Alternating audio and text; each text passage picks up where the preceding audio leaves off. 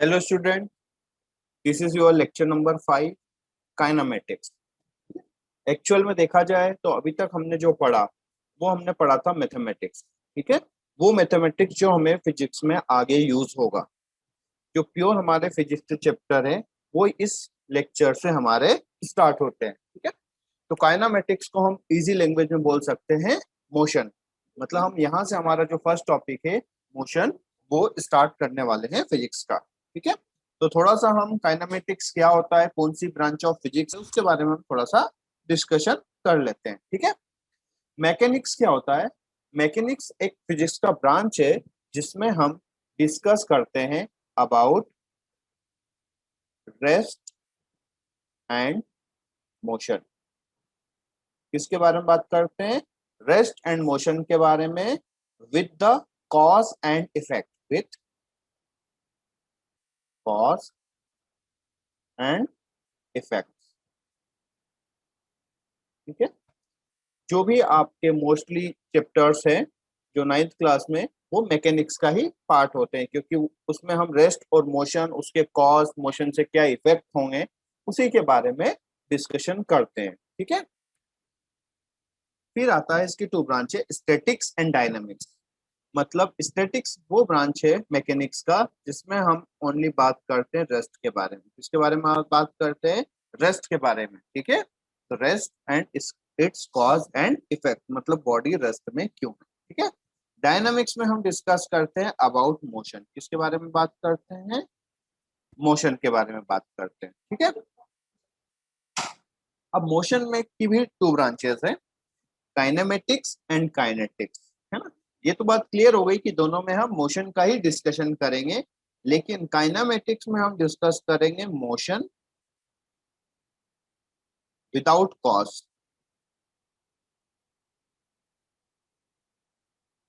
ठीक है, जैसे कोई हमारा कार मोशन कर रहा है तो क्यों मोशन कर रहा है उसके बारे में हम काइनेमेटिक्स में डिस्कशन नहीं कर रहे हैं। हमने बोला कि किसी बिल्डिंग से हमने एक पार्टिकल का ड्रॉप कराया, उसमें एक्सेलरेशन आया 9.8 मीटर पर सेकेंड स्क्वायर का, उसको लेके हमने सीधा सॉल्व कर लिया।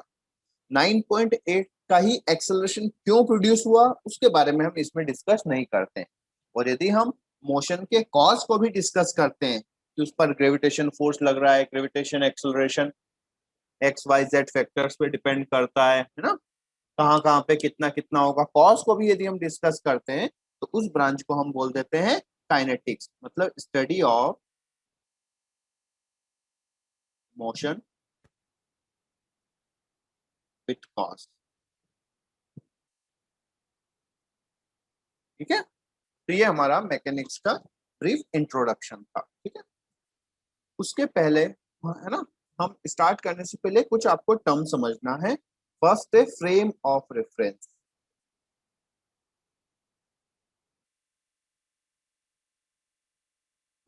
फ्रेम ऑफ रेफरेंस क्या होता है? ठीक है, अब फ्रेम या फ्रेम को हम बोल सकते हैं और रेफरेंस पॉइंट, है ना।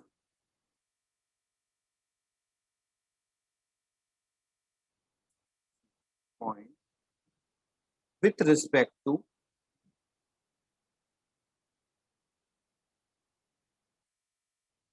वी मेजर और quantity is called frame of reference. मतलब जिसके रिस्पेक्ट में हम हमारी क्वांटिटी मेजर करते हैं उसको हम बोलते हैं फ्रेम ऑफ रेफरेंस। ठीक है, जैसे हमने बोला कि ये कोई एक पर्सन है। ठीक है, पर्सन हम बना लेते हैं, ये कोई पर्सन है, इसके पास में एक टेबल रखी हुई है। इस पर्सन की हाइट कितनी है? उस पर्सन ने बोला कि उसकी हाइट जो है 6 फीट है। कितना फीट है? 6 फीट। लेकिन यदि हम ये भी बोले कि इस टेबल की यदि हाइट 2 फीट है या 4 फीट समझ लो, 4 फीट है, तो पर्सन ये भी तो बोल सकता है कि उसकी हाइट है 2 फीट फ्रॉम टेबल। तो यदि हम 6 फीट बोले या 2 फीट बोले, दोनों में डिफरेंस सेम है। ठीक है, दोनों में कोई डिफरेंस नहीं है क्योंकि क्वांटिटी हमारी सेम है। लेकिन यहाँ पर हमने 6 फीट कहाँ से मेजर किया है? सरफेस से, तो यहाँ पे हमें मेंशन करना पड़ेगा 6 फीट फ्रॉम सरफेस। ठीक है, तो ये जो सरफेस है ये हमारी फ्रेम ऑफ रेफरेंस है क्योंकि हमने हमारी क्वांटिटी को सरफेस से मेजर किया है। सेम इस वाले केस में हमारा जो रेफरेंस पॉइंट है वो क्या है? टेबल, मतलब फ्रेम ऑफ रेफरेंस क्या है? टेबल। तो टेबल से हमने अपनी हाइट को मेजर किया है। ठीक है, अब देखो आंसर 2 फीट हो या 6 फीट हो, लेकिन हमारी क्वांटिटी तो सेम ही है ना, क्वांटिटी में कोई चेंज नहीं होता है।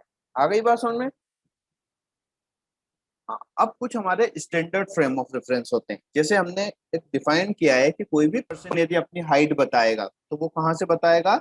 जिस सरफेस से वो खड़ा है वहां से उसकी हाइट बताएगा। ठीक है, अब यदि किसी पर्सन ने बोला है 6 फीट, तो फ्रेम ऑफ रेफरेंस नहीं मेंशन किया है, इसका मतलब है बाय डिफॉल्ट, है ना, उसने कहाँ से मेजर किया है? सरफेस से मेजर किया है।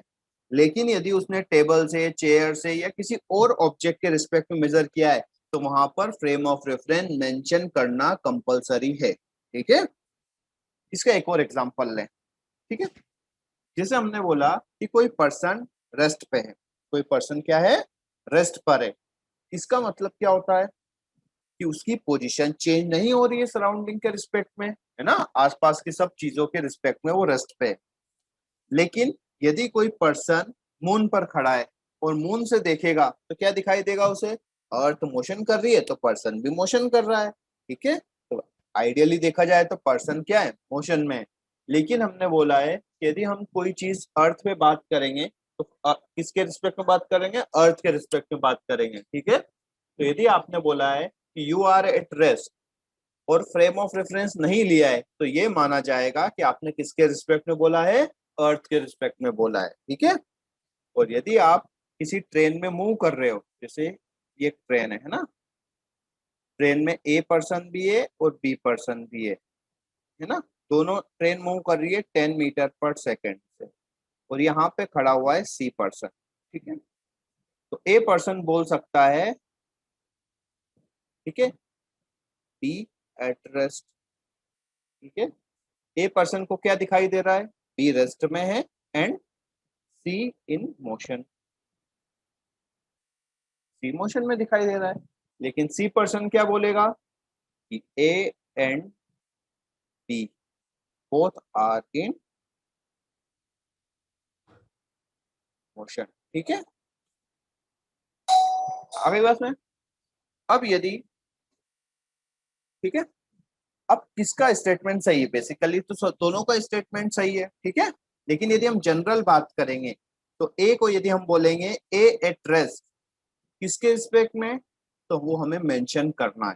ठीक है, यदि मैं मेंशन करता हूं, ये स्टेटमेंट लिखता हूं ए एट रेस्ट, और यहाँ पर यदि मैंने फ्रेम ऑफ रेफरेंस नहीं बोला है, यहाँ पे फ्रेम क्या है? विथ रिस्पेक्ट टू बी या विथ रिस्पेक्ट टू ट्रेन?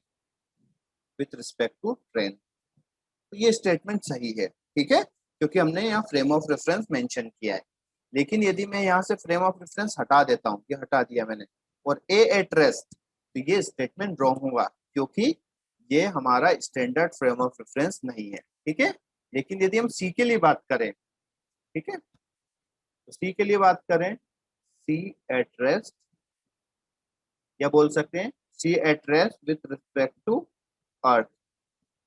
ठीक है, तो हमेशा हम मेजरमेंट किसके रिस्पेक्ट में करते हैं? अर्थ के रिस्पेक्ट में करते हैं। ठीक है, तो यहाँ पर हम यदि ये चीज नहीं भी लिखते हैं, ठीक है, तो कोई आंसर में या मतलब कोई हमारे लिखने के तरीके को गलत नहीं माना जाएगा। आ गई बात सुने, मतलब स्टैंडर्ड फ्रेम ऑफ रेफरेंस में हम यदि मेंशन नहीं करते हैं तो काम चल जाएगा। ठीक है, तो आप यदि बाय डिफॉल्ट किसी ने बोला है एट रेस्ट और फ्रेम ऑफ रेफरेंस नहीं बोला है, इसका मतलब है फ्रेम ऑफ रेफरेंस क्या है?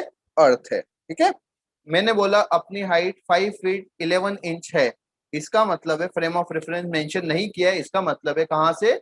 जिस सरफेस से खड़ा हूं उस सरफेस के रिस्पेक्ट में। क्लियर है? और यदि मैं अपनी टेबल के रिस्पेक्ट में बोलता हूं कि मेरी हाइट 3 फीट है, तो वहां पर मुझे मेंशन करना पड़ेगा कि फ्रॉम द या विथ रिस्पेक्ट टू टेबल। ठीक है, तो ये होता है फ्रेम ऑफ रेफरेंस। एक और अच्छी बात है, यदि फ्रेम ऑफ रेफरेंस चेंज करते हैं तो हमारी क्वांटिटी चेंज नहीं होता है। ठीक है। यदि मैं किसी के रिस्पेक्ट में भी अपनी हाइट मेजर करता हूँ तो ऐसा नहीं होगा कि मेरी हाइट चेंज होती जाएगी। मेरी हाइट तो 6 फीट है तो 6 फीट ही रहेगी, चाहे मैं उसको किसी भी रिस्पेक्ट में मेजर करूँ। ठीक है, तो एक एग्जाम्पल के तौर पर हम समझते हैं, ये एक फ्रेम ऑफ रेफरेंस है। ठीक है,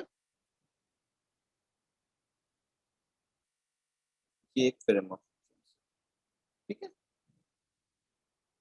और ये हमारा क्वांटिटी है,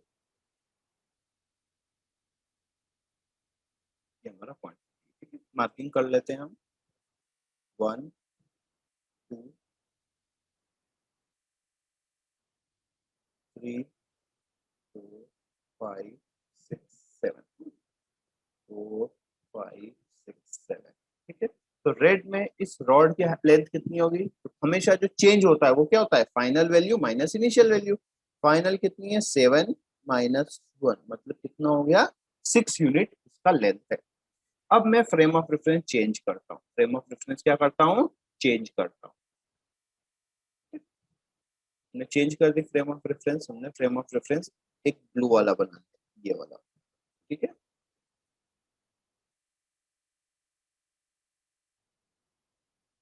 इसी पॉइंट पर ले लेता हूँ मैं। ठीक है,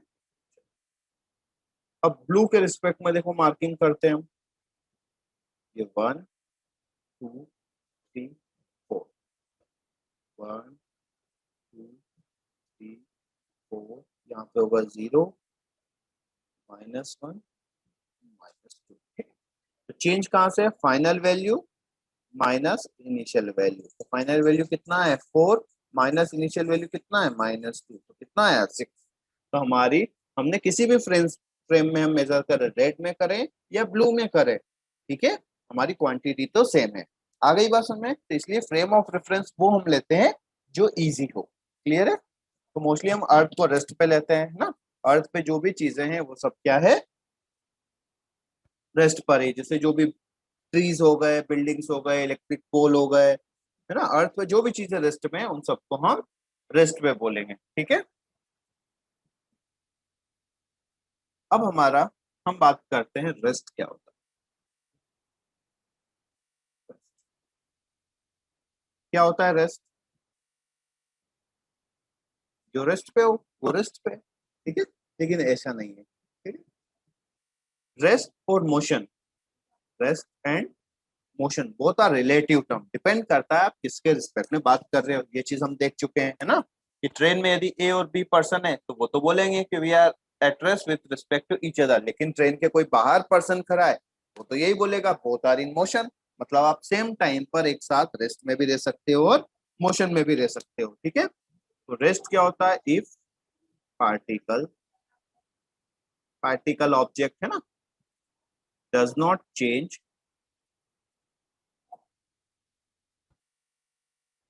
it's position with respect to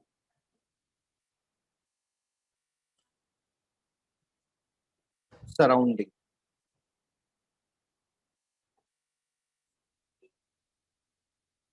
या विथ रिस्पेक्ट टू ऑब्जर्वर बोल सकते हैं ना।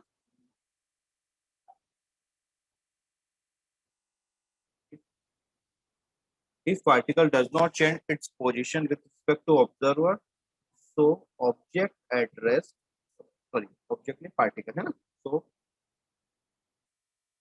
particle at rest with respect to observer। ठीक है, यदि ऑब्जर्वर के रिस्पेक्ट में उसके पोजीशन चेंज नहीं करी करी है तो हम बोल सकते हैं वो ऑब्जेक्ट रेस्ट में होगा विथ रिस्पेक्ट टू ऑब्जर्वर। ठीक है, सेम इज मोशन क्या होगा, if एक ऑब्जेक्ट या particle change its position with respect to surrounding या observer, so particle in motion with respect to, ठीक है, लिख देते हैं हम। ठीक है, if particle change its position with respect to observer, तो we can say particle at, particle in motion with respect to, WRT मतलब विथ रिस्पेक्ट टू ऑब्जर्वर। ठीक है। एक सेम टाइम पर पार्टिकल रेस्ट में भी हो सकता है और मोशन में भी हो सकता है, क्योंकि किसी फ्रेम के रिस्पेक्ट में वो रेस्ट में हो सकता है, किसी फ्रेम के रिस्पेक्ट में मोशन में हो सकता है। ठीक है, जैसे एक बार और हम डिस्कस कर लें। ये आपका एक ट्रेन है ना, ट्रेन मूव कर रहा है।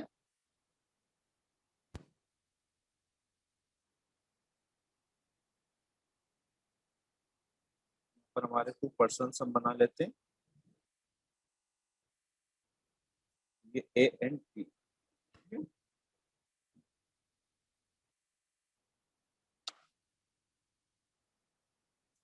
ए पर्सन है, ये बी पर्सन है, और यहाँ पे आपका है सी पर्सन। तो ये क्या कर रहा है, मूव कर रही है ट्रेन 2 मीटर पर सेकेंड से। ठीक है, तो ए के लिए बात करें, फॉर ए क्या है, at rest with respect to train, या बोल सकते हैं in motion with respect to. ठीक है, ए रेस्ट में भी है और मोशन में भी। Same as C, at rest. अब यदि हम नहीं लिखते किसके रिस्पेक्ट में, इसका मतलब है वो अर्थ के रिस्पेक्ट में, सराउंडिंग के रिस्पेक्ट में रहते हैं। एट रेस्ट और in motion with respect to train and A and B. A और बी के रिस्पेक्ट में वो मोशन में, क्यों, क्योंकि ए और बी को लग रहा है सी कहाँ जा रहा है, दूर जा रहा है। क्लियर है। तो मोस्टली हम जो कुछ भी कैलकुलेशन करते हैं, हम बोलते हैं, है ना, जो जनरल लैंग्वेज में, वो हम हमारे खुद के रिस्पेक्ट में बोलते हैं, है ना। जैसे यदि हम ट्रेन में जा रहे हैं तो क्या बोलते हैं, ग्वालियर आ गया। ग्वालियर नहीं आए, हम ग्वालियर पहुंच गए। ठीक है, या हमारी ट्रेन ग्वालियर से पास कर जाती है, हम बोलते हैं ग्वालियर निकल गया। तो ग्वालियर नहीं निकला है, आप ग्वालियर से आगे चले गए हो। ठीक है,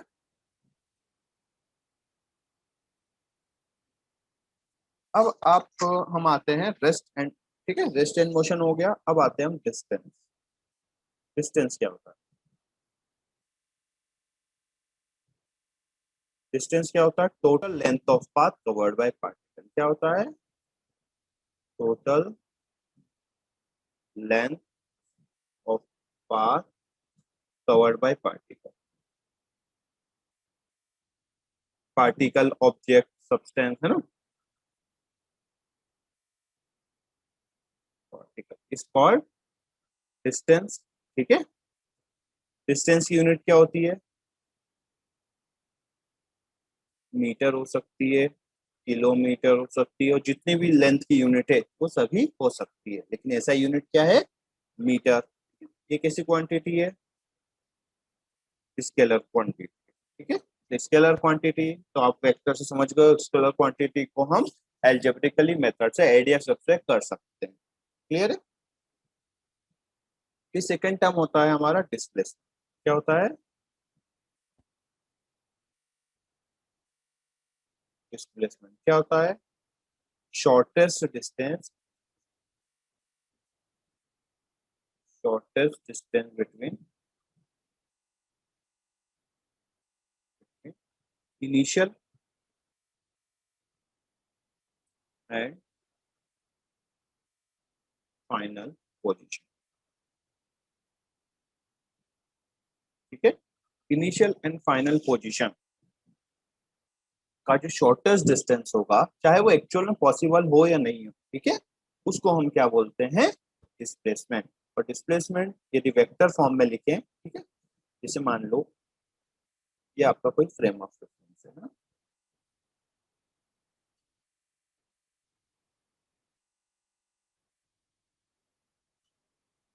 यहाँ पर इसकी पोजीशंस के पहले R1, तो R1 को वेक्टर फॉर्म में लिखेंगे तो इस टाइप से लिख सकते हैं, ये आपका R1 है। ठीक है, थोड़ी देर बाद पोजीशन कहाँ हो गई, R2 पे हो गई, ये आपका R2 हो गया, ये हो गया आपका R1 हो गया R। तो जो डिस्प्लेसमेंट होगा वो कितना होगा, ये वाला आपका डिस्प्लेसमेंट। क्लियर, डिस्प्लेसमेंट कितना होगा, इसको यदि हम R1 बोलते हैं, इसको R2 बोलते हैं, और डिस्प्लेसमेंट हम R बोल देते हैं ओनली। जो R वेक्टर होता है वो होता है R2 वेक्टर, ठीक है, माइनस R1, ठीक है, फाइनल माइनस इनिशियल। ये याद रखो, तो कोई टेंशन नहीं होगा। क्या होगा, फाइनल माइनस इनिशियल, ठीक है। या फिर यदि आप वेक्टर को यदि आपने पढ़ा होगा तो देखो सर्कल में, देखो यहाँ से ये दोनों सेम डायरेक्शन में, तो इनको ऐड कर सकते हैं। R1 प्लस R किसके इक्वल होता है, रिजल्टेंट के इक्वल होता है, जो अपोजिट सीक्वेंस में होना चाहिए, R2 वेक्टर। तो R वेक्टर कितना हो गया, R2 वेक्टर माइनस R1, ठीक है। अब ये डिस्प्लेसमेंट है, चाहे वो पर्सन ऐसे घूम करके गया हो, ठीक है, या स्ट्रेट गया हो, कुछ भी केसेस हो सकते हैं, ठीक है। तो जरूरी नहीं कि वो हमेशा स्ट्रेट गया हो, रियल में हो सकता है बीच में रिवर और रियल में ये ट्रेवल करना पॉसिबल ही नहीं हो, लेकिन डिस्प्लेसमेंट होगा शॉर्टेस्ट, और शॉर्टेस्ट हमेशा कैसा होता है, स्ट्रेट लाइन। क्लियर है। अब यदि मान लो आपको इस टाइप से क्वेश्चन आए, ठीक है, चलो क्वेश्चन बाद में करते हैं, पहला थोड़ा सा और इसके बारे में समझ ले। इसकी भी यूनिट्स क्या होती है, सेम एज होती है। यूनिट्स क्या होती है, सेम जो डिस्टेंस की होगी, क्योंकि डिस्प्लेसमेंट की क्या लेंथ है, मीटर, किलोमीटर, फीट, है ना, बहुत सारी यूनिट हो सकती है। और ये कैसी क्वांटिटी है, वेक्टर क्वांटिटी है, ठीक है। और वेक्टर क्वांटिटी तो इसमें क्या होगा, एक डायरेक्शन भी होगा और एक मैग्नीट्यूड भी होगा, दोनों चीजें होंगी। और यूनिट तो हमेशा होता ही है कोई भी फिजिकल क्वांटिटी है तो। अब कई बार ये होगा कि हम मैग्नीट्यूड की बात करें, डायरेक्शन की डिस्कशन करें या नहीं करें, लेकिन उसमें डायरेक्शन होगा। क्लियर है, चाहे हम उसमें डिस्कशन करें या नहीं करें, लेकिन उसमें डायरेक्शन होगा, ठीक है।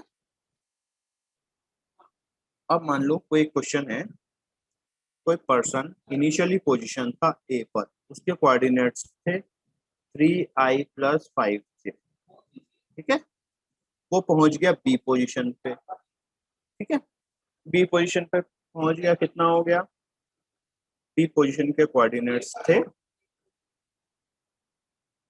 9i+6j, सॉरी 6j+9, ठीक है, 6i+9j, ठीक है। मैंने क्यों चेंज किया, आंसर अच्छा है ना।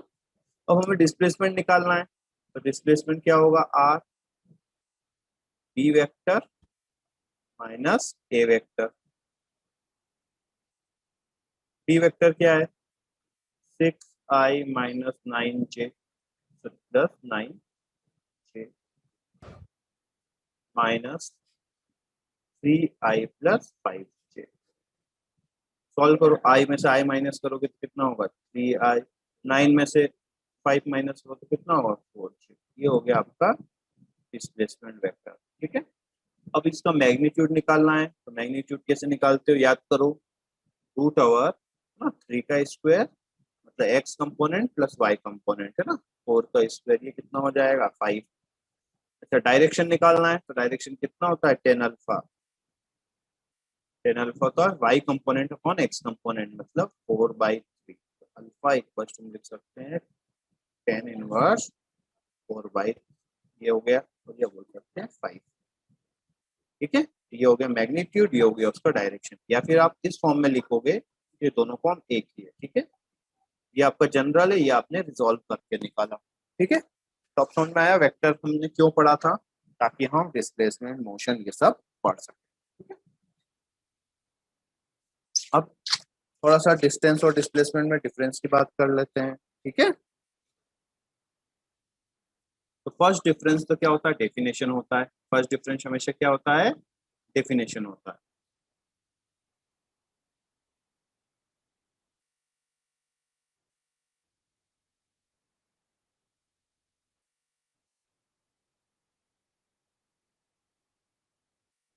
यहाँ पे हम देखते हैं डिस्टेंस,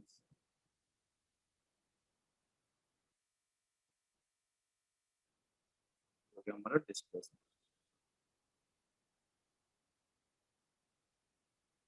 फर्स्ट डिफरेंस या डेफिनेशन,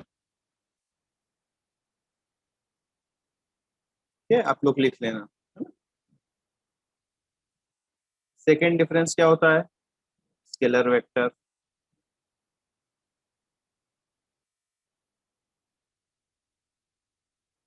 चौथा डिफरेंस क्या होगा यूनिट का? नहीं होता भैया, डिफरेंस दोनों की यूनिट सेम होती है, ठीक है, तो उसको आप नहीं बोल सकते, ठीक है। अच्छा, डिस्टेंस क्या है? पाथ पर डिपेंड करेगा, मतलब कोई पर्सन घूम के गया है, ठीक है, तो ऑब्वियसली डिस्टेंस ज्यादा होगा, शॉर्टकट से गया है तो कम होगा, लेकिन डिस्प्लेसमेंट तो पाथ पे डिपेंड करता ही नहीं क्योंकि ऑलरेडी वो शॉर्टकट है, ठीक है, तो does not depend, sorry depends, distance तो डिपेंड करता है, ठीक है, depends on path, displacement does not depends on path. Fourth क्या होगा? डिस्टेंस ऑलवेज क्या होगा? पॉजिटिव का डिस्प्लेसमेंट क्या होगा? पॉजिटिव भी हो सकता है, नेगेटिव भी हो सकता है, जीरो भी हो सकता है, ठीक है। अच्छा, पॉजिटिव नेगेटिव क्या होगा? देखो, हम इनिशियली जो जिस साइड डिस्प्लेसमेंट स्टार्ट करते हैं वो साइड हम लेते हैं पॉजिटिव, ठीक है, जैसे मान लो ये हमारा फ्रेम, ये हमारी फ्रेम ऑफ रेफरेंस है। अब यहाँ पे हमने स्टार्ट किया इस साइड से, कोई पार्टिकल 2 मीटर मूव किया तो इस साइड मूव किया है ना, वापस इस साइड आ गया तो ये वाली साइड हमने क्या लेंगे? पॉजिटिव, नेगेटिव, ये वाली साइड पॉजिटिव, मतलब जहां से हम स्टार्ट करते हैं उसको जनरली क्या लेते हैं? पॉजिटिव। और आइडियली हम बात करें तो प्लस और माइनस डिपेंड करता है आपके फ्रेम ऑफ रेफरेंस पे, आप कौन सी साइड पॉजिटिव लेते हो, कौन सी साइड नेगेटिव लेते हो, है ना। तो इसलिए इसलिए इस टाइप के मोस्टली क्वेश्चंस में प्लस माइनस नहीं पूछा जाता है, डायरेक्टली मैग्नीट्यूड पूछा जाएगा, क्योंकि प्लस और माइनस ये तो आपके, है ना, आपकी चॉइस पर डिपेंड करता है कि आप कौन सा एक्सिस पॉजिटिव लेते हो, कौन सा एक्सिस नेगेटिव लो। अभी यदि कोई पर्सन ने ये वाली साइड पॉजिटिव ले ली, ये वाली नेगेटिव ले ली, तो वो भी आंसर चेंज हो सकता है ना। चेंज क्या होगा? बस प्लस और माइनस में डायरेक्शन में चेंज होगा, मैग्नीट्यूड सेम रहेगा, ठीक है। इसलिए डिस्टेंस और डिस्प्लेसमेंट के मैक्सिमम क्वेश्चन में आपसे क्या पूछा जाएगा? मैग्नीट्यूड पूछा जाएगा, ठीक है। फिर डिस्टेंस को क्या कर सकते हैं? हम डायरेक्टली ऐड कर सकते हैं, डिस्प्लेसमेंट को डायरेक्टली ऐड नहीं कर सकते, क्या करना पड़ेगा हमें? वेक्टर एडिशन, ठीक है। तो डायरेक्टली मैं लिख देता हूँ, can't add directly, sorry, distance को ऐड कर सकते हैं, है ना, कैन ऐड डायरेक्टली। डायरेक्टली का मतलब है नॉर्मल हम एल्जेब्रिक फॉर्मूले से, और इसको हम क्या कर सकते हैं? Can add vector addition. इसके लिए हम क्या करते हैं? वेक्टर एडिशन, वेक्टर एडिशन हम पढ़ चुके हैं वेक्टर्स में, ठीक है। अच्छा, डिस्टेंस कभी भी जीरो हो सकता है? सोचो, डिस्प्लेसमेंट जो जीरो हो गया, कोई पार्टिकल घूम करके वापस उसी पॉइंट पर आ गया तो क्या होगा? डिस्प्लेसमेंट जीरो हो जाएगा, क्योंकि शॉर्टेस्ट डिस्टेंस जीरो हो जाएगा, लेकिन डिस्टेंस जीरो हो सकता है क्या? सोचो,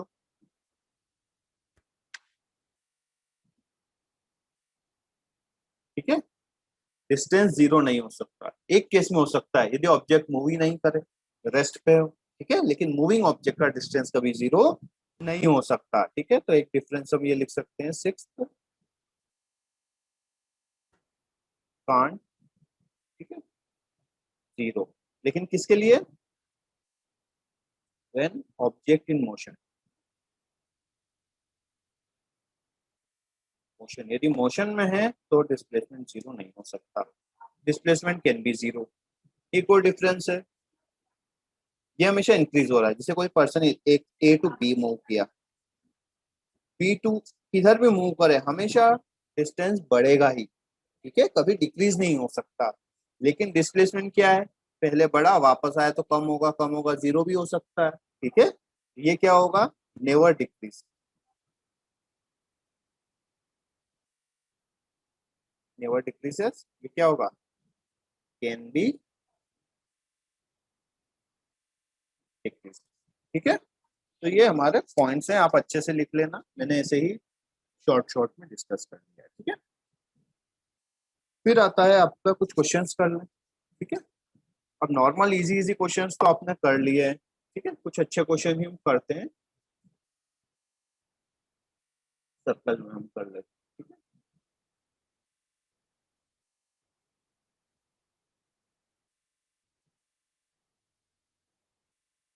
कोई पर्सन है, ए पॉइंट से स्टार्ट, कैसे काम मूव करता है, बी सी डी और वापस आ जाता है ई पर। ठीक है, इसका जो रेडियस है, हम टू क्वेश्चन एक साथ खत्म करने की कोशिश करते हैं। रेडियस आपको बोल दिया आर, और आर की वैल्यू भी ले ली हमने 14 मीटर। कितना ले लिया, 14 मीटर। तो अब हम नंबर से भी करेंगे और आर के टर्म्स में भी करते जाएंगे। ठीक है, अब हम डिस्टेंस और डिस्प्लेसमेंट निकालते हैं। ठीक है, चलो यहाँ पे हम एक टेबल बना लेते हैं, ये आपकी डिस्टेंस की और ये आपकी डिस्प्लेसमेंट। चलो अब हम लेते हैं ए टू ई बात करते हैं। ठीक है, तो ए टू ई देखो, वापस से यहाँ से स्टार्ट हुआ, घूम करके वापस ऐसा घूम करके इधर से घूम करके वापस कहाँ आ गया, ई पर आ गया। ए पॉइंट पे यही है, ई पॉइंट पे यही है, तो डिस्टेंस कितना होगा, उसके सर्कमफ्रेंस के इक्वल सर्कमफ्रेंस कितना होता है, 2 पाई आर, है ना। और डिस्प्लेसमेंट कितना हो जाएगा, 0, क्योंकि शॉर्टेज डिस्टेंस ए और ई। ठीक है, अब यहाँ पे 2 पाई आर, 2 × 22/7 रख लीजिए, आर कितनी है 14, सॉल्व कर लीजिए तो आपका आ जाएगा लगभग लगभग, नहीं परफेक्टली 88 मीटर। ठीक है, कैलकुलेशन चेक कर लीजिए, हाँ सही है। सेकेंड आप ले लीजिए interval A to C, A to C, A यहाँ पर है, सी यहाँ पर है, तो वो ऐसे ट्रेवल करके आया।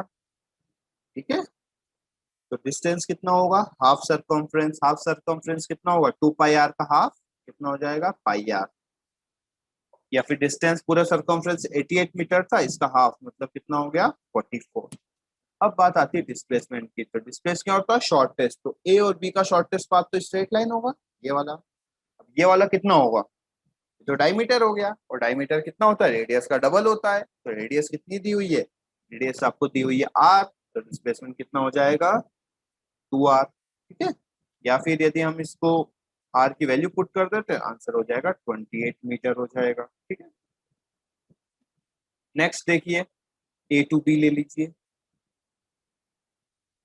ए टू बी, है ना। ए टू बी देखो, ये ए है और ये आपका बी है, तो ये क्या होगा, क्वार्टर सरकमफ्रेंस हो गया, मतलब टोटल सरकमफ्रेंस का 1/4 पार्ट। तो टोटल कितना था, 2 पाई आर, 2 पाई आर का 1/4 कितना हो जाएगा, पाई आर/2, है ना। टोटल का हाफ 88 था, उसका हाफ का हाफ मतलब क्वार्टर है, 4 टाइम्स डिवाइड कर दीजिए, तो आंसर कितना हो जाएगा, 22 मीटर हो जाएगा, या फिर इसमें वैल्यू पुट कर दीजिए तो भी आपका आंसर आ जाएगा। ठीक है, डिस्प्लेसमेंट की बात करें तो डिस्प्लेसमेंट आपका ये हो गया। ये कैसे निकालेंगे, डिस्प्लेसमेंट का कोई फॉर्मूला तो होता नहीं है ना। अब आप सोल्व कीजिए, इनिशियल निकालना है, लेकिन यहाँ पे आपको दिख रहा है 90 डिग्री दिख रहा है ना। अब ये 90 डिग्री, ये वाला डिस्टेंस भी आर है, ये वाला डिस्टेंस भी आर है, सरकमफ्रेंस है ना, रेडियस, तो दोनों आर है, तो पाइथागोरस थ्योरम लगा दीजिए। पाइथागोरस थ्योरम लगाओगे तो कितना होगा, इसको अंदर की तरफ कर लेते हैं, रूट के अंदर r² प्लस r², रूट के अंदर 2r², आर की पेयरिंग हो गई, आर बाहर आ जाएगा रूट से, तो r√2 कितना हो जाएगा, r√2 वैल्यू पुट कर दोगे आर की तो आ जाएगा 14√2। ठीक है, सेम इस बात कीजिए ए टू डी का, ए टू डी, ए यहाँ पर है और डी यहाँ पर है, तो डिस्प्लेसमेंट तो आपको दिख ही रहा होगा, सेम ही रहेगा जो ए टू बी का है, ये वाला डायरेक्शन अलग होगी, मैग्नीट्यूड तो सेम ही रहेगा, है ना। तो उसको आप डायरेक्टली लिख दीजिए, कितना, r√2 या 14√2। अब डिस्प्लेस डिस्टेंस की बात करते हैं, तो देखो ये वाला क्वार्टर है, एक बी टू सी वाला क्वार्टर है, एक सी टू डी वाला, मतलब 3 क्वार्टर। एक क्वार्टर कितने का था, ठीक है, पाई r/2 का था, तो कितने 3 क्वार्टर है, 3 पाई r/2। ठीक है, या टोटल सरकमफ्रेंस का 3/4 है, तो 2 पाई r × 3/4 करोगे तो भी आंसर यही आएगा। या फिर क्वार्टर का डिस्टेंस था 22, तो ये 3 क्वार्टर है, मतलब हो जाएगा 66 मीटर। या फिर आर की वैल्यू पुट करोगे, पाई की वैल्यू पुट करोगे तो भी आपका आंसर आ जाएगा। क्लियर है, तो इस क्वेश्चन को आर के टर्म्स में भी कर लीजिए, ठीक है, और नंबर के टर्म्स में भी कर लीजिए। ठीक है, नेक्स्ट हम और भी थोड़ा सा सर्कल पे एक और बात करते हैं। ठीक है,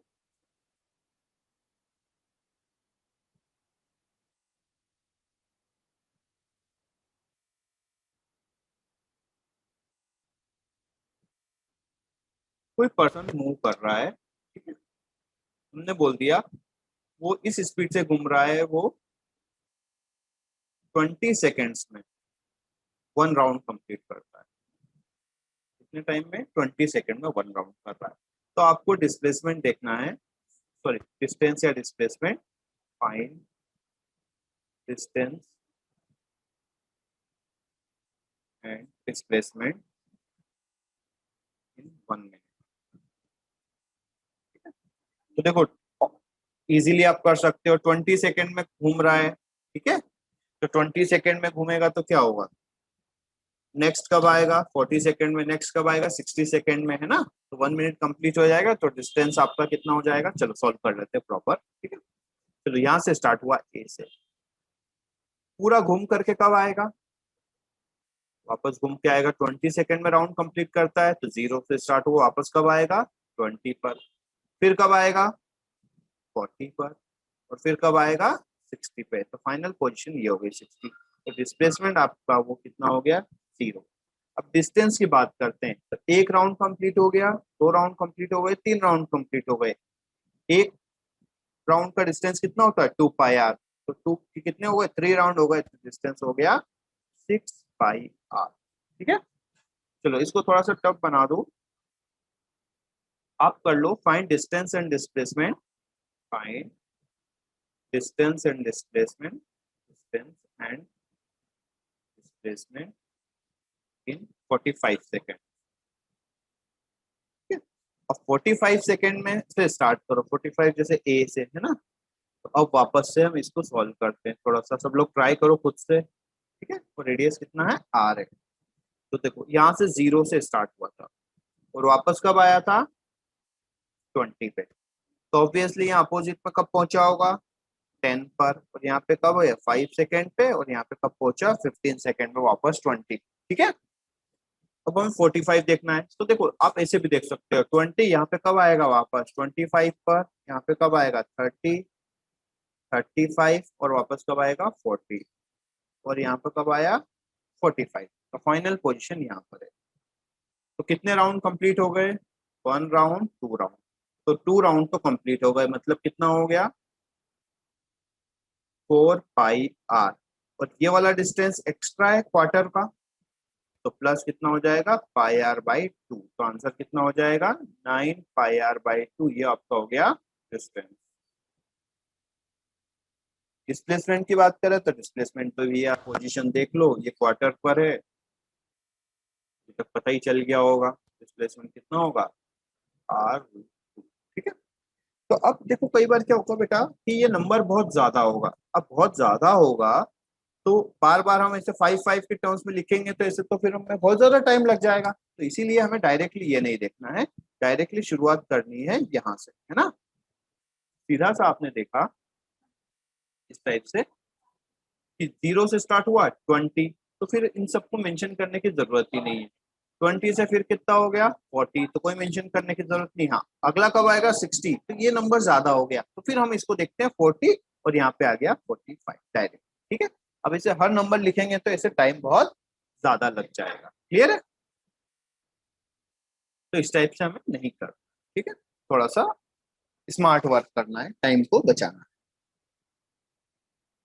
अब एक क्वेश्चन है, अ पर्सन मूव, या उसका, है ना, चलो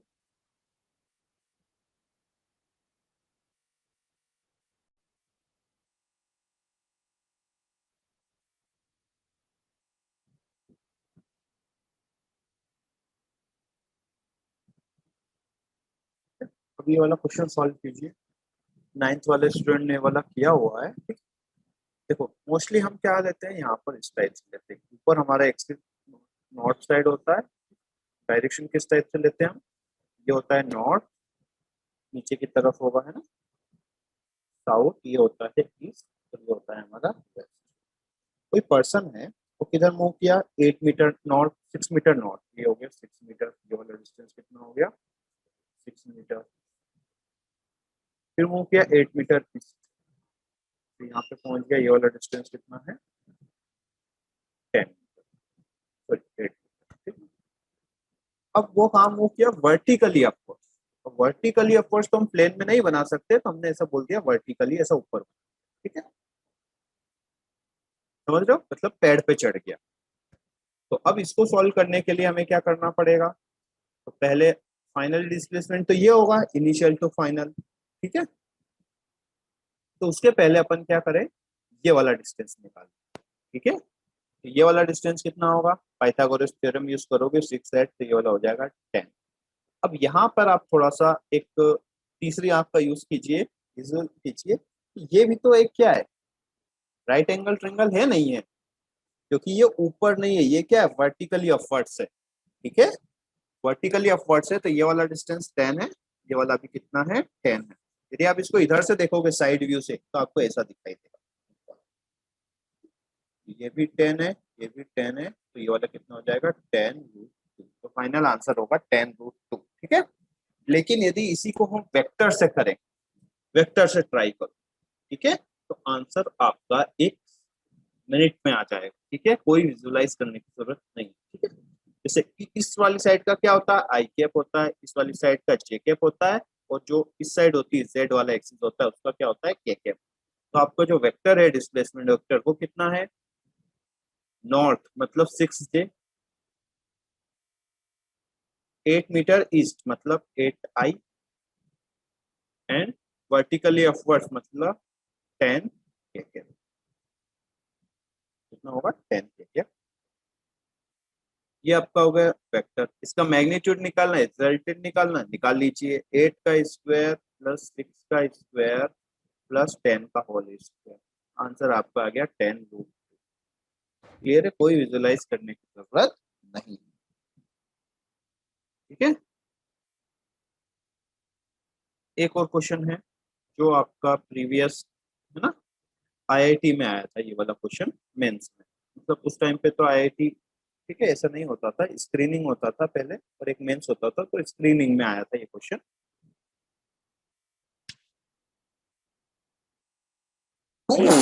सॉरी,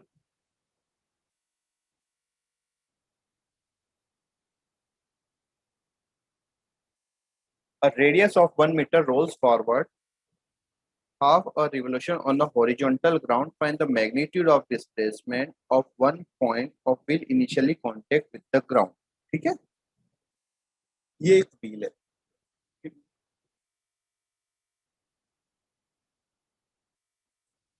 हम अभी रेडियस को r मान के करते हैं, बाद में r की वैल्यू 1 पुट करते हैं, है ना। ये आपका व्हील,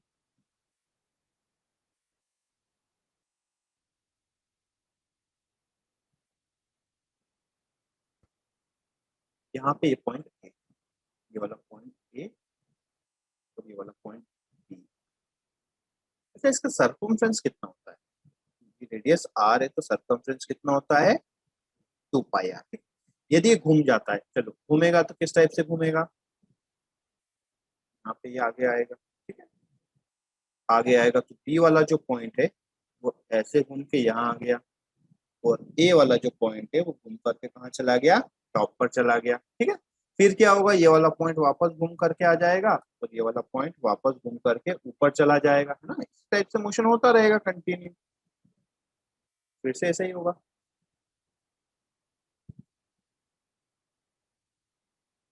ये आपका ए जो है वो यहाँ है, अभी टॉप पर गया, फिर वापस से ये यहाँ आ जाएगा, बी टॉप पर है वो बॉटम में आएगा, फिर वापस से कहाँ चला जाएगा, टॉप पर चला जाएगा। ठीक है, तो यहाँ से यहाँ तक क्या हो गया, ए 1 साइकिल हो गया, है ना। तो ये वाला जो डिस्टेंस होगा 1 साइकिल का, ये वाला कितना होता है 2 πr। कितना होता है बेटा 2 πr। 1 सर्कमफ्रेंस इतना आगे बढ़ता है 2 πr।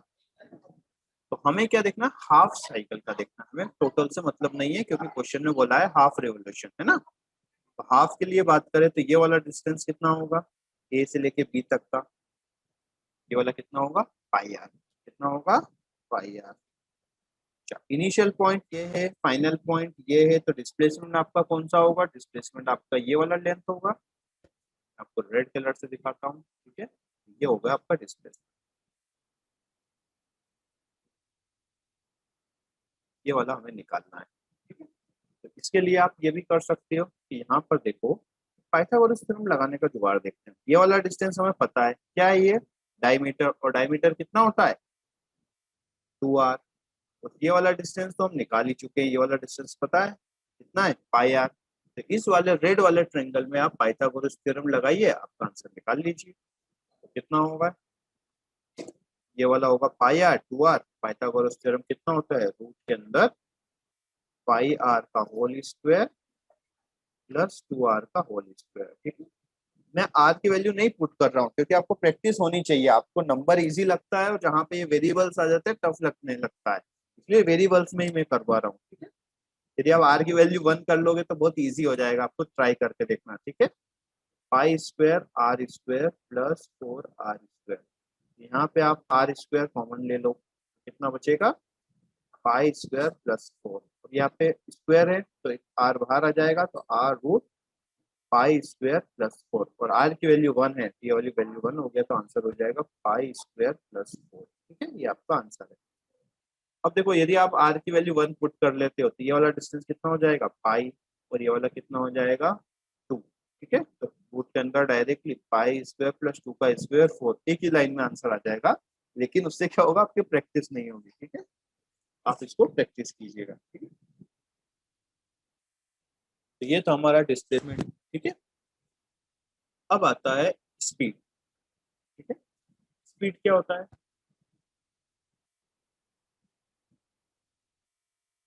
स्पीड होता है ratio of distance travel to time taken. क्या होता है, ratio of distance travel to time taken, इसको हम बोलते हैं स्पीड। ठीक है, या ऐसे बोल सकते हैं डिस्टेंस को d डिवाइड बाई टी। तो d बाई टी क्या होता है आपका स्पीड। ठीक है, speed equal to distance upon time. Distance की यूनिट क्या होती है, मीटर, किलोमीटर। टाइम की यूनिट होती है सेकंड, तो एक यूनिट हो गई मीटर पर सेकंड। डिस्टेंस की किलोमीटर मेजर कर ले, टाइम को आवर में मेजर कर ले तो किलोमीटर पर आवर। और ऐसी बहुत सारी, आप डिस्टेंस की यूनिट चेंज करते जाइए, टाइम की यूनिट चेंज करते जाइए, तो ऐसा बहुत सारी यूनिट मिलती रहेगी। लेकिन कॉमनली जो यूज होती है मीटर पर second and kilometre per our, दोनों में रिलेशन हम निकाल लेते हैं। रिलेशन जैसे किलोमीटर पर आवर को मीटर में चेंज करना है, 1 किलोमीटर में 1000 मीटर होते हैं, और 1 आवर में कितने सेकंड होते हैं 3600। ठीक है, 20 से 20 5 से कैंसिल आउट कर, सॉरी 2 से कैंसिल आउट कर देंगे, कितना हो गया 5/18 metre per second. Sorry, easily हो गया 1 किलोमीटर, हमारे पास एक रिलेशन बन गया 1 kilometre per hour equal to 5/18 metre per second. ठीक है, इसका वाइस वर्सा भी हो सकता है, 1 metre per second equal to कितना होगा 18/5 किलोमीटर पर आवर। लेकिन यदि आप दोनों चीजें याद रखोगे तो हमेशा कंफ्यूज होते रहोगे, हमेशा कंफ्यूज रहेगे, इसलिए इसको हम क्रॉस करते हैं। बस एक ही याद रखो, देन उसका वाइस वर्सा। हाँ, क्यों इतना याद रखना, तो ऑब्वियसली जैसे आपको बोल दिया 36 किलोमीटर पर आवर को मीटर परसेंट में चेंज करना, तो 1 का पता है 5/18 होता है, तो 36 इंटू 5/18 सॉल्व कीजिएगा, आपको मिलेगा 10 मीटर पर सेकेंड। कितना मिलेगा 10 मीटर पर सेकेंड। वैसे ही आपको बोल दिया 90 किलोमीटर पर आवर को चेंज करो मीटर पर सेकेंड में, 90 इंटू 5/18 कितना हो जाएगा 25 मीटर पर सेकेंड। ठीक है, इसका अपोजिट करना है, जिसे आपको बोल दिया 15 मीटर पर सेकेंड को किलोमीटर में चेंज करना है, तो 15 इंटू 18/5 कर दो, आंसर कितना हो जाएगा 54 मीटर पर सेकेंड। इसलिए एक ही याद रखो, दोनों याद रखोगे कंफ्यूज होते रहोगे। तो किलोमीटर पर आवर से मीटर पर सेकंड में जाने पे 5/18 का मल्टीप्लाई करते हैं। ठीक है,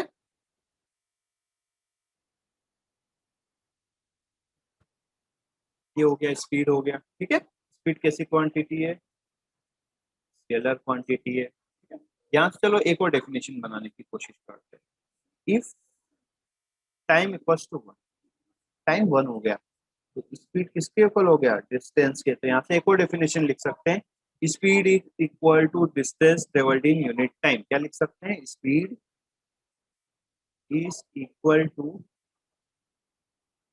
distance travelled in unit time. मतलब यूनिट टाइम में जितना डिस्टेंस ट्रेवल्ड होता है उसी को हम बोलते हैं स्पीड। जैसे 1 सेकंड में कोई 10 किलोमीटर चला तो उसकी स्पीड हो गई 10 किलोमीटर पर सेकंड। 1 सेकंड में कोई 50 मीटर चला तो उसकी स्पीड हो गई 50 मीटर पर सेकंड। ठीक है, जैसे इजीली आप देखो, यूनिटरी मेथड से भी आप कर सकते हो। जैसे आपको बोल दिया कोई पार्टिकल 20 मीटर डिस्टेंस ट्रेवल करता है इन 4 सेकंड, तो फॉर्मूला क्या होगा, speed equal to distance by time. Distance आपका 20 है, टाइम आपका 4 है, स्पीड हो गई 5 मीटर पर सेकंड। यूनिटरी मेथड यूज करो, 4 सेकेंड में कितना ट्रेवल करता है, 20 मीटर, तो 1 सेकेंड में कितना करेगा, 20 डिवाइड बाय 4, कितना हो गया, 5। सेम ही है, ठीक है। तो वही चीज आप यूज कर सकते हो, 5 मीटर पर सेकेंड। 1 सेकेंड में जितना डिस्टेंस ट्रेवल होता है उसी को हम बोलते हैं स्पीड। और वही चीज आप 1 किलोमीटर पर आवर में लेंगे तो वो कितना होगा, 1 आवर में जितना डिस्टेंस ट्रेवल करता है वही होगा हमारा स्पीड। ठीक है, कभी भी कंपैरिजन करते हो तो कंपैरिजन हम कब किया जाता है, जब यूनिट सेम हो।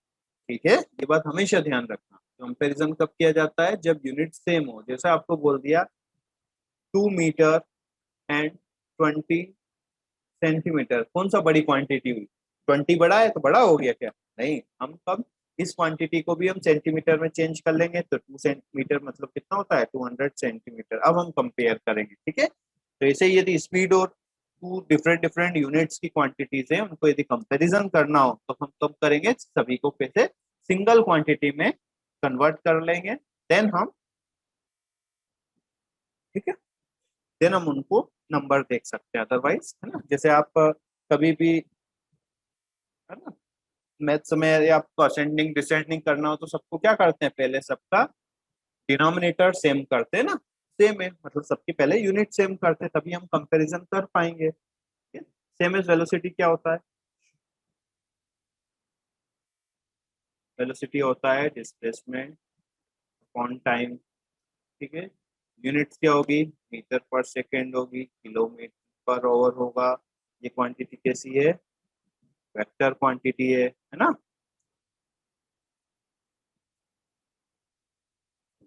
Velocity vector equal to displacement vector upon time vector, नहीं टाइम स्केलर क्वांटिटी है, ठीक है।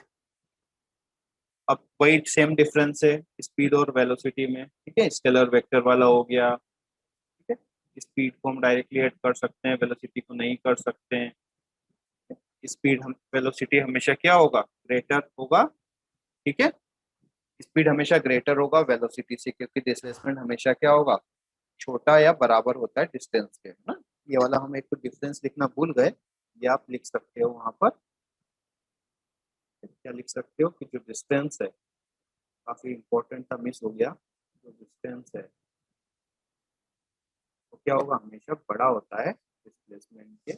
इक्वल भी हो सकता है जब पार्टिकल के साथ स्ट्रेट लाइन में मोशन कर रहा है, स्ट्रेट लाइन में मोशन कर रहे हैं तो डिस्टेंस और डिस्प्लेसमेंट सेम होते हैं। ठीक है, फिर स्पीड और वेलोसिटी की यदि हम बात करें, है ना, डिफरेंस की, डिफरेंस क्या क्या होंगे, एक शॉर्ट में आप ब्रीफली खुद से करिए। ये हो गई आपकी स्पीड और ये आपकी हो गई वेलोसिटी। फर्स्ट क्या होता है, डेफिनेशन।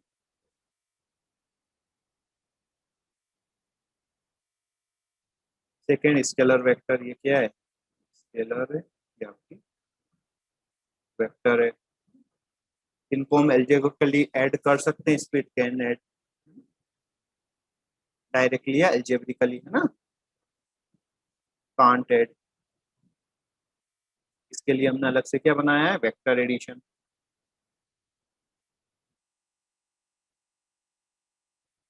वेक्टर एडिशन से ही होगा। स्पीड हमेशा क्या होगी, ग्रेटर होगी किससे, वेलोसिटी से। ऑब्वियसली वेलोसिटी हमेशा क्या होगी, इक्वल होगी या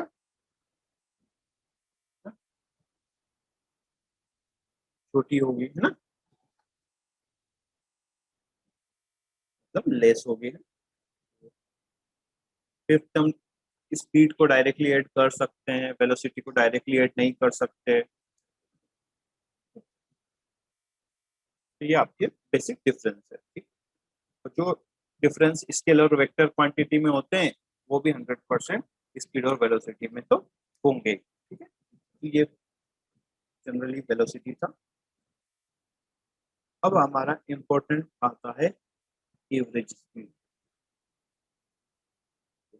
ये सबसे इम्पोर्टेंट टर्म, इम्पोर्टेंट टर्म मतलब इस पे हमेशा क्वेश्चन आते हैं। उसके पहले एक छोटा सा दूसरा टर्म है वो हम डिस्कस कर लें, यूनिफॉर्म स्पीड क्या होता है या यूनिफॉर्म वेलोसिटी।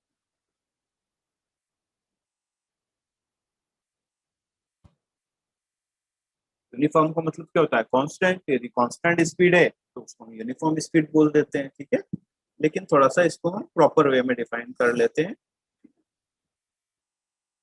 कोई पार्टिकल मान लो यहाँ से स्टार्ट हुआ, इक्वल टू 0, 1 2 3 4 5 6 7 8 सेकेंड, है ना।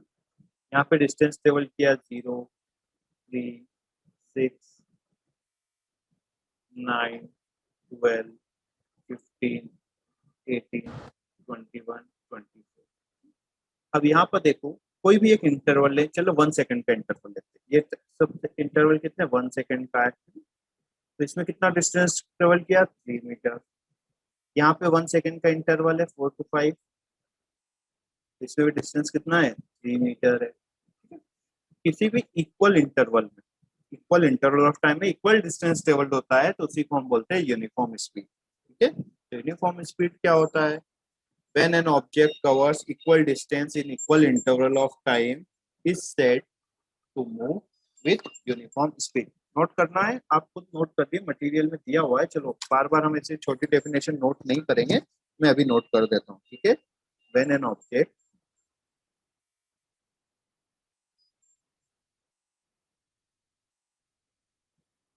ऑब्जेक्ट या पार्टिकल है ना, covers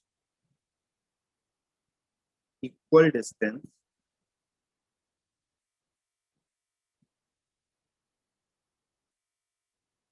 in equal interval of time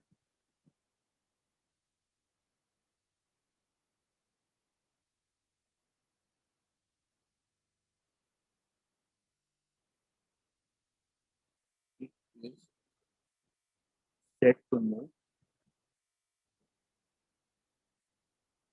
uniform speed,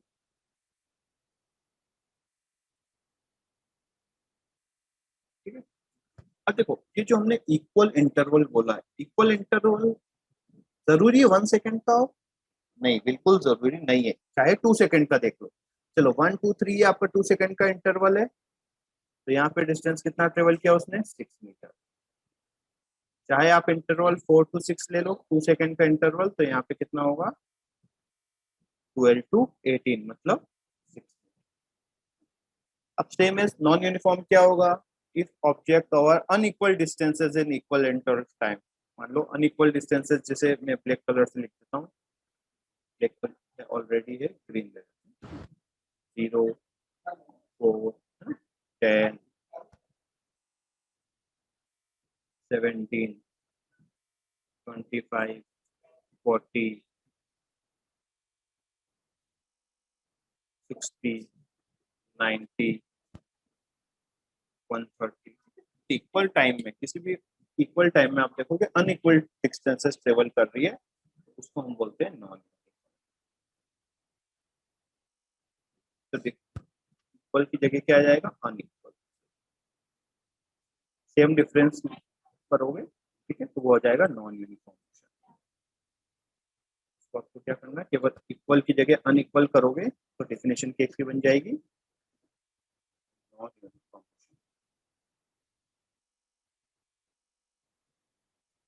definition बन जाएगी। क्लियर। सेम एज स्पीड को यदि आप रिप्लेस करोगे वेलोसिटी से, यदि हमें यूनिफॉर्म वेलोसिटी की डेफिनेशन लिखना है ना, सेम डेफिनेशन है, when an object cover equal displacements in equal interval of time, so it is said to move uniform velocity मतलब आपको क्या करना है, डिस्टेंस को रिप्लेस करना है, डिस्टेंस को रिप्लेस करना है डिस्प्लेसमेंट से।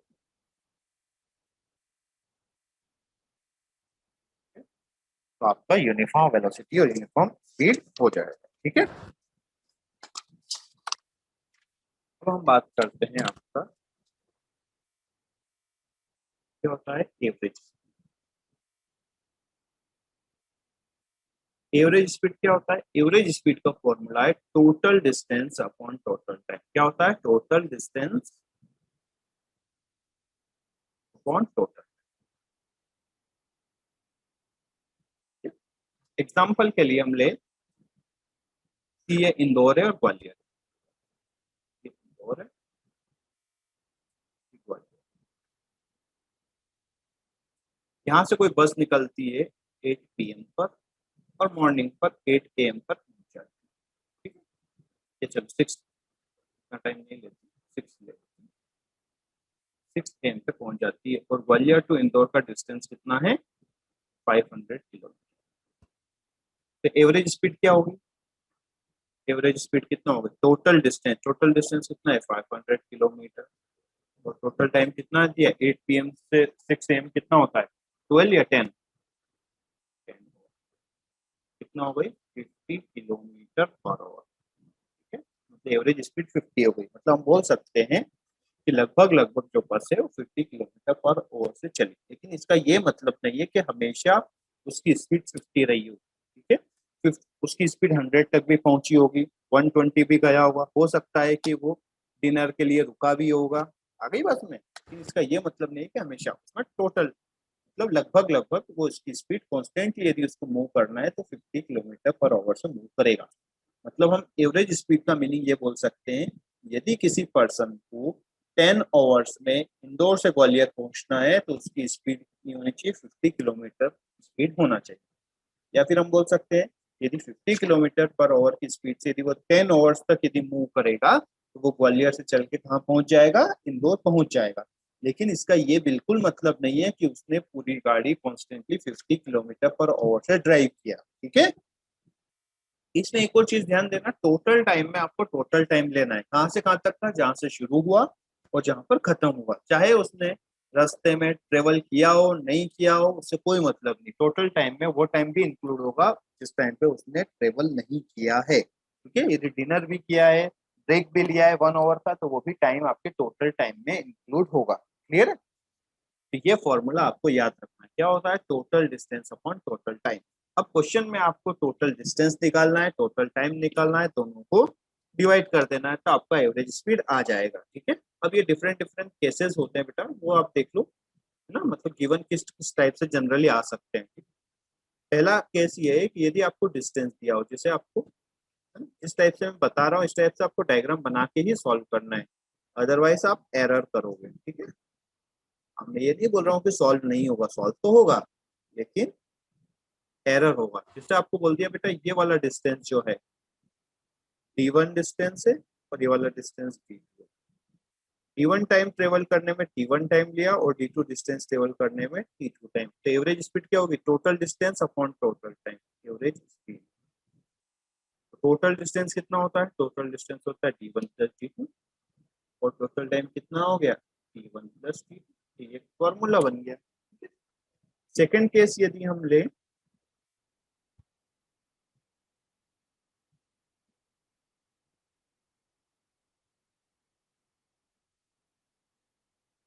थर्ड केस भी बना ही लेते हैं।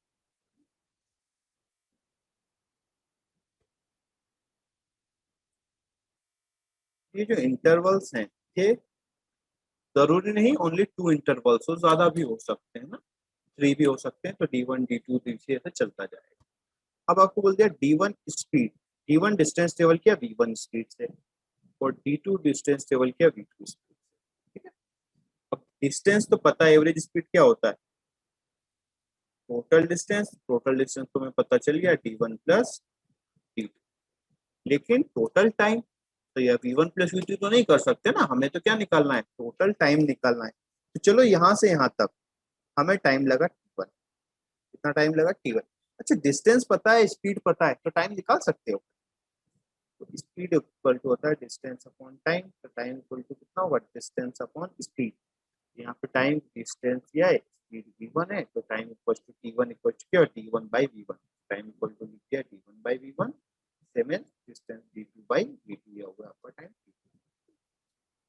थर्ड केस में आपको क्या गिवन है, बोल दिया v1 स्पीड से t1 टाइम तक ट्रेवल करता है और v2 स्पीड से t2 टाइम ट्रेवल करता है, तो एवरेज स्पीड निकालना है।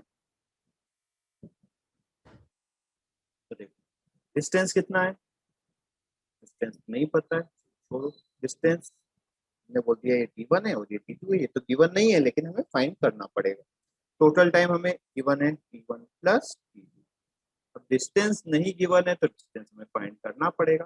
देखो स्पीड दिया है, टाइम दिया है, तो डिस्टेंस इक्वल टू क्या लिख सकते हो, डिस्टेंस इक्वल टू लिख सकते हो स्पीड इनटू टाइम, है ना। तो डिस्टेंस जो आपका t1 होगा वो क्या होगा, v1 t1 होगा, और d2 आपका कितना होगा, v2 t2। तो डिस्टेंस हो गया आपका v1 t1 plus v2 t2। ये आपके तीन फॉर्मूले, लेकिन ये तीनों आपको लर्न नहीं करना है, ठीक है, समझना है। लर्न आपको केवल एक ही करना है, एवरेज स्पीड क्या होगा, total distance upon total time, क्या करना है, total distance upon total time. ठीक है, कैसे भी आपका माइंड को यूज करके टोटल डिस्टेंस निकालना है, टोटल टाइम निकालना है, उसको डिवाइड कर देना तो एवरेज स्पीड आ जाएगा, ठीक है। नेक्स्ट है average velocity, average velocity. Average velocity क्या होता है, सेम क्या होगा, total displacement upon total time. अब देखिए डिस्टेंस हम डायरेक्टली वहां ऐड करते जा रहे थे d1 प्लस d2, लेकिन डिस्प्लेसमेंट को डायरेक्टली ऐड नहीं कर सकते ना। तो इसमें आपके पास कोई शॉर्ट मतलब फॉर्मूला नहीं है, आपको टोटल डिस्प्लेसमेंट निकालना है, टोटल टाइम निकालना है, दोनों को डिवाइड कर देना, आपका आंसर आ जाएगा। क्लियर है। अब हम कुछ क्वेश्चंस करते हैं, ठीक है। कुछ कॉमन क्वेश्चन हैं जो हमेशा एग्जाम में पूछे जाते हैं जिस टाइप के,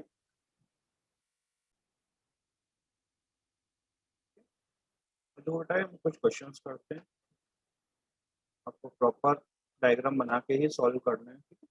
A train speed 60 kilometre for first hour and 40 kilometre for next half hour. Its average speed, तो वही हम डायग्राम बनाएंगे ना, इस टाइप से डायग्राम बनाया। ये कितना दिया है, 60 kilometre per our, 60 kilometre per our, time दिया है 1 आवर। डिस्टेंस कितना हो जाएगा, ये वाला डिस्टेंस हो जाएगा, ये वाला होगा 60 किलोमीटर। ये वाला कितना दिया हुआ है, 40, स्पीड कितनी दी है 40 किलोमीटर पर आवर, और टाइम कितना लगा है हाफ आवर, मतलब 1/2 होगा। डिस्टेंस कितना होगा, distance equal to speed into time, 40 into 1/2, तो ये वाला कितना होगा 20। तो टोटल डिस्टेंस कितना हो गया, इजीली कर सकते हो, टोटल डिस्टेंस 80 हो गया, टोटल टाइम 1 आवर था, यहाँ पे हाफ आवर मतलब 1.5, तो ये हो जाएगा आपका, ये हो जाएगा 160 divide by 3, 160 divide by 3 answer हो जाएगा 53.3।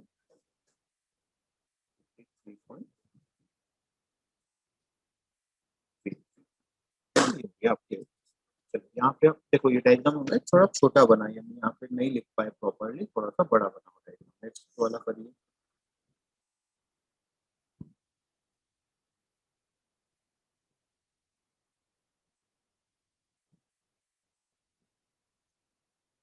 यहाँ पे क्वेश्चन में थोड़ा सा एरर है, यहाँ पे हमारे 30 kilometre per our, A to be, ये ए लिया, ये आपका बी पॉइंट है, यहाँ पे स्पीड कितनी है 20 kilometre per our, and the average speed in return, मतलब बी से वापस कहाँ आ गया, ए पर आ गया, कितनी स्पीड से 30 किलोमीटर पर आवर। अब आपको क्या बताना है, एवरेज स्पीड। अब एवरेज स्पीड क्या होता है, total distance upon total time, अब टोटल डिस्टेंस तो नहीं दिया ना, और नहीं टोटल टाइम दिया, तो अब हम क्या करते हैं, चलो हमने अज्यूम कर लिया कि ये वाला डिस्टेंस कितना है, एक्स है, ए टू बी का डिस्टेंस एक्स है, तो बी टू ए का भी कितना होगा, एक्स ही होगा। करके यहाँ पे ये भी x होगा। तो यहाँ पे टाइम लगा t1, यहाँ पे टाइम लगा t2। तो डिस्टेंस x है, स्पीड 20 है, तो टाइम इक्वल टू कितना होगा x/20। यहाँ पे कितना होगा x/30। तो टोटल टाइम आ गया। अब इसको सॉल्व कीजिए, total distance upon total time. तो एवरेज स्पीड जो होगा, टोटल डिस्टेंस कितना हो गया 2x, और टोटल टाइम कितना हो गया x/20 प्लस x/30। एलसीएम लोगे, x एलसीएम आएगा आपका कितना आएगा 60। तो ऊपर हो जाएगा यहाँ पे 3x प्लस 2x। आंसर कितना हो जाएगा 2x into 60 divide by 5x। Solve करोगे तो 120 divide by 5 24 kilometre per our आपका आंसर हो गया। क्लियर है? आपका डायग्राम यदि आप प्रॉपर बनाओगे, गिवन प्रॉपर लिखोगे तो आपसे सॉल्व होंगे, अदरवाइज आप एरर करते रहोगे। ठीक है, नेक्स्ट क्या होगा, नेक्स्ट क्वेश्चन। चलो ये देखिए, ये वाला क्वेश्चन बहुत कॉमन क्वेश्चन है, इसका रिजल्ट भी याद रख सकते हो, लेकिन हमेशा जब भी किसी का रिजल्ट या शॉर्टकट याद रखते हो तो उसकी कंडीशंस होती है। आप लोग कंडीशन याद नहीं रखते, बस शॉर्टकट याद रखते हो और हमेशा क्या करते हो, गलतियां करते हो। इसलिए आप इसको प्रॉपर सॉल्व भी करें, है ना। कोशिश नहीं करें, जब आप बहुत ज्यादा प्रैक्टिस हो जाएगी तो ऑटोमेटिकली याद हो जाएगा। A person is travel half distance with speed v1। Half distance तो चलो a to b, half distance मतलब टोटल डिस्टेंस आप x अज्यूम कर लो। टोटल डिस्टेंस कितना अज्यूम किया आपने x। तो हाफ डिस्टेंस कितना होगा, हाफ डिस्टेंस हो जाएगा, ये टोटल डिस्टेंस x है तो हाफ डिस्टेंस हो गया x/2। तो रिमेनिंग वाला भी कितना रहेगा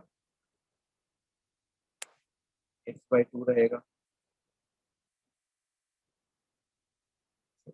यहाँ पे स्पीड कितना है v1 स्पीड है, यहाँ पे स्पीड कितना है v1 है, यहाँ पे स्पीड v2 है। तो अब टाइम एवरेज स्पीड क्या होता है, total distance upon total time. तो टोटल डिस्टेंस तो कितना है x अज्यूम कर चुके हैं, टोटल डिस्टेंस। अब टोटल टाइम हमें निकालना है, मतलब टोटल टाइम यहाँ पे अज्यूम किया t1, यहाँ पे अज्यूम किया t2। तो टाइम इक्वल टू क्या होगा डिस्टेंस अपॉन स्पीड। तो डिस्टेंस x/2 है, स्पीड v1 है, तो x/2 अपॉन v1 कितना हो जाए x/2v1। और t2 कितना हो जाए x/2v2। वैल्यू पुट कर दो यहाँ पर, x/2v1 प्लस x/2v2 कितना होगा x upon 2v1 v2 LCM आएगा, यहाँ पे आएगा x v2 plus x v1। इसको सॉल्व करोगे ये ऊपर जाएगा, x कॉमन लेके कैंसिल हो जाएगा, तो क्या बच जाएगा आपका 2v1 v2 upon v1 plus. ठीक है, अब इस क्वेश्चन का इंपॉर्टेंस ये है बेटा, ये ठीक है आपने अभी हाफ हाफ था तो इसका रिजल्ट यहाँ पे हो सकता है 1/3 रिमेनिंग डिस्टेंस, 1/3 डिस्टेंस, 2/3 डिस्टेंस, ऐसे कितने भी पार्ट में आप इसको डिवाइड करेंगे तो आपको प्रोसीजर याद होना चाहिए। ठीक है, जैसे नेक्स्ट क्वेश्चन में दिया है 1/3 डिस्टेंस, है ना, तो फिर आपको थोड़ा सा बिल्कुल ये वाला फॉर्मूला आपका बिल्कुल भी काम नहीं करेगा। तो ये वाला सॉल्व करते हैं, यहाँ पे क्या होगा, टोटल डिस्टेंस आपने कितना अज्यूम कर लिया, टोटल डिस्टेंस हमने ले लिया x, ये टोटल डिस्टेंस। अब बोला है कितना 1/3, तो 1/3 डिस्टेंस कितना होगा 1/3, ये वाला ले लिया 1/3, तो 1/3 कितना होगा x/3 होगा। तो रिमेनिंग कितना होगा x-x/3। तो x-x/3 कितना होगा 2x/3 डिस्टेंस हो गया। यहाँ पे स्पीड कितना है 20 मीटर पर सेकेंड, यहाँ पे स्पीड है 60 किलोमीटर पर आवर है, 20 किलोमीटर पर आवर है, यहाँ पे कितना है 60 किलोमीटर पर आवर है। ठीक है, तो यहाँ पे टाइम लगा कोई भी t1, यहाँ पे टाइम लगा t2, वही प्रोसीजर टाइम इक्वल टू क्या होगा distance upon speed x/3 divide by 20। तो मैं लिख सकता हूँ x/60। यहाँ पे t2 कितना होगा 2x divide by 3 divide by 60, तो यहाँ पे कितना हो जाएगा x/90। तो वही average total distance upon total time. Total distance कितना है x है, टोटल टाइम कितना है x/60 प्लस x/90। इसको सॉल्व कीजिएगा, x से एलसीएम कितना आ जाएगा 180 यहाँ पे हो जाएगा 3x plus 2x, 180 divide by 5 आ जाएगा 36 किलोमीटर पर आवर। एक बार थोड़ा सा कैलकुलेशन देख लेना।